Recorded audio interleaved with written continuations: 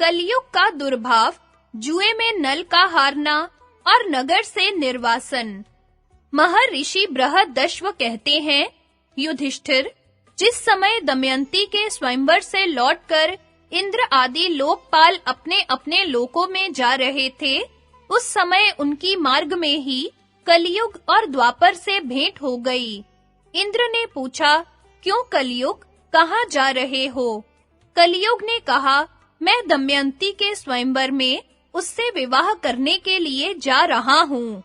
इंद्र ने हंसकर कहा, अजी, वह स्वयंवर तो कभी का पूरा हो गया। दमयंती ने राजा नल को वरण कर लिया, हम लोग ताकते ही रह गए। कलयुग ने क्रोध में भरकर कहा, ओह, तब तो बड़ा अनर्थ हुआ। उसने देवताओं की उपेक्षा करके मनुष्य को अपनाया, इसलिए उसको दंड देना चाहिए। देवताओं ने कहा, दमयंती ने हमारी आज्ञा प्राप्त करके नल को वरण किया है। वास्तव में नल सर्वगुण संपन्न और उसके योग्य है। वे समस्त धर्मों के मर्मज्ञ और सदाचारी हैं। उन्होंने इतिहास पुराणों के सहित वेदों का अध्ययन किया है। वे धर्मानुसार यज्ञ में देवताओं को तृप्त करते हैं, कभी किसी को सताते नहीं। सत्यनिष्ठ और दृढ़ निश्चयी हैं। उनकी चतुरता, धैर्य, ज्ञान, तपस्या, पवित्रता, दम और शम लोकपालों के समान है। उनको शाप देना तो नरक की धधकती आग में गिरना है। यह कहकर देवता लोग चले गए। अब कलयुग ने द्वापर से कहा, भाई, मैं अपने क्रोध को शांत नहीं कर सकता, इसलिए मैं नल के शरीर में निवास करूंगा। मैं उसे राज्यच्युत कर दूंगा, तब वह दमयंती के साथ नहीं रह सकेगा। इसलिए तुम भी जुए के पासों में प्रवेश करके मेरी सहायता करना। द्वापर ने उसकी बात स्वीकार कर ली। द्वापर और कलयुग दोनों ही नल की राजधानी में आ बसे। 12 वर्ष तक वे इस बात की प्रतीक्षा में रहे कि नल में कोई दोष दिख जाए। एक दिन राजा नल संध्या के समय लघु शंका से निवृत्त होकर पैर धोए बिना ही आचमन करके संध्या वंदन करने बैठ गए। यह अपवित्र अवस्था देखकर कलयुग उनके शरीर में प्रवेश कर गया। साथ ही दूसरा रूप धारण करके वह पुष्कर के पास गया और बोला, तुम नल के साथ जुआ खेलो और मेरी सहायता से जुए में राजा नल को जीतकर निषद देश का राज्य प्राप्त कर लो। पुष्कर उसकी बात स्वीकार करके नल के पास गया। द्वापर भी पासों का रूप धारण करके उनके साथ हो लिया।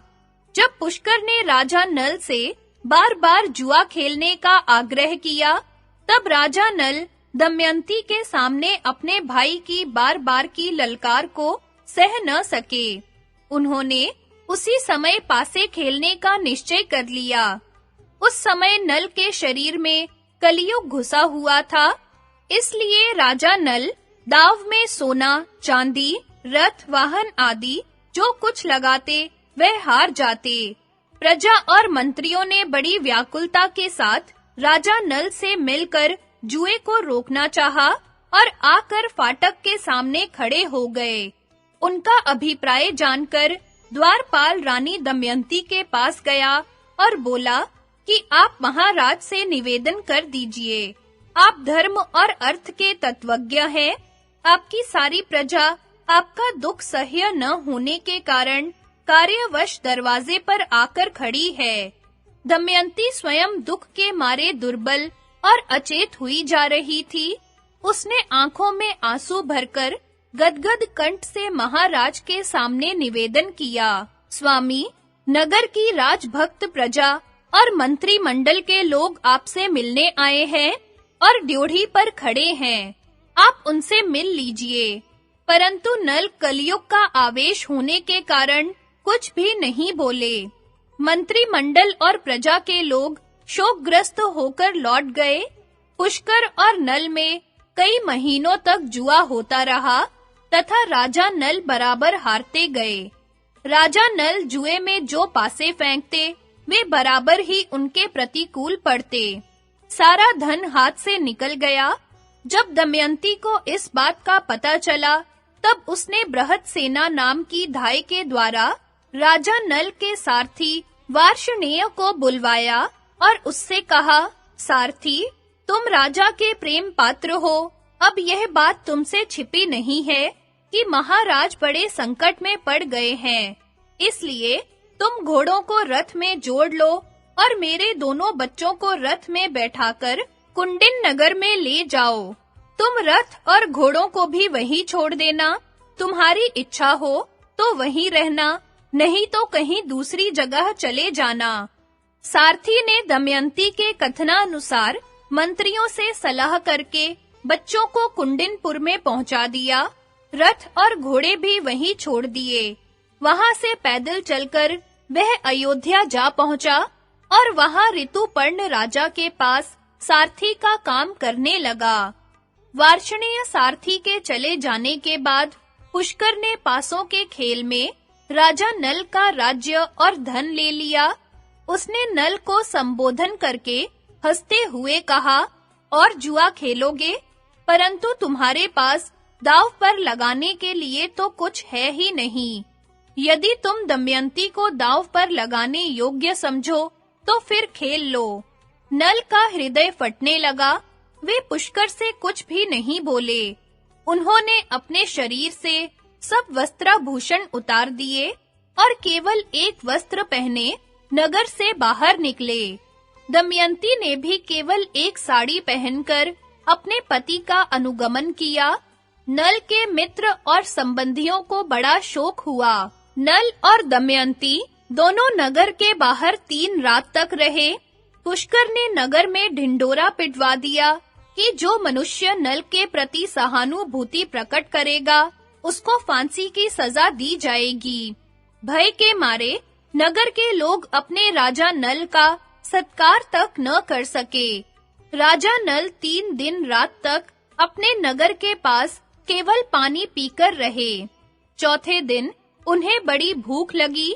फिर दोनों फल मूल खाकर वहां से आगे बढ़े। एक दिन राजा नल ने देखा कि बहुत से पक्षी उनके पास ही बैठे हैं। उनके पंख सोने के समान दमक रहे हैं। नल ने सोचा कि इनकी पांख से कुछ धन मिलेगा। ऐसा सोचकर उन्हें पकड़ने के लिए नल ने उन पर अपना पहनने का वस्त्र डाल दिया। पक्षी उनका वस्त्र लेकर उड़ गए। अब नल नंगे होकर बड़ी दीनता के साथ मुंह नीचे किए खड़े हो गए।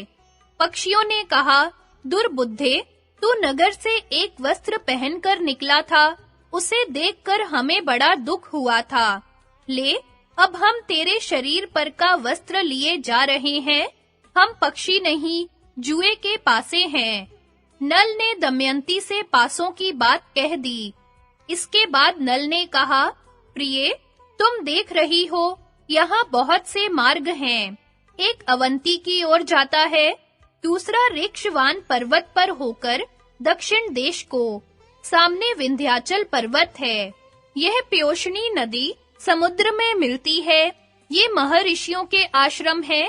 सामने का रास्ता विदर्भ देश को जाता है। यह कौशल देश का मार्ग है। इस प्रकार राजा नल दुख और शोक से भरकर बड़ी सावधानी के साथ दमयंती को भिन्न-भिन्न मार्ग और आश्रम बतलाने लगे। दमयंती की आंखें आंसू से भर गई।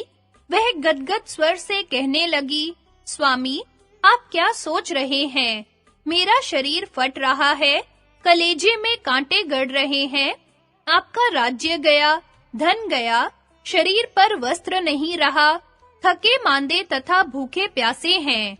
क्या मैं आपको इस निर्जन वन में छोड़कर अकेली कहीं जा सकती हूँ?